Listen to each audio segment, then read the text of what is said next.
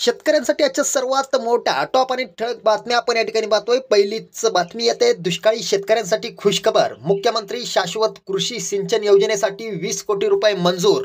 पुढली मोठी बातमी निघते, 8,000 कोटींचा खर्च आणि 4 दशके उलटली तरीही शेतकरी ताणलेलाच. निवडणुकीच्या तोंडावर सांगलीतील पाणी प्रश्न पेटला. पुढली मोठी बातमी निघते, शेतकऱ्यांना 4 दिवसात पीक विमा दिला नाही तर गाठ माझ्याशी, आमदार बांगरांचा इशारा. पुढली मोठी बातमी निघते, शेतकऱ्यांवर आत्महत्येची वेळ आली हीच मोदींची गॅरंटी. शरद पवारांची भाजपवर बोचरी टीका.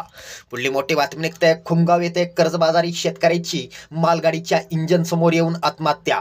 पुढली मोठी बातमी निघते, सोयाबीनला हमी भावही मिळेना, भाववाढीस किती थांबणार, शेतकऱ्यांचाच सवाल. सोयाबीन घरातच.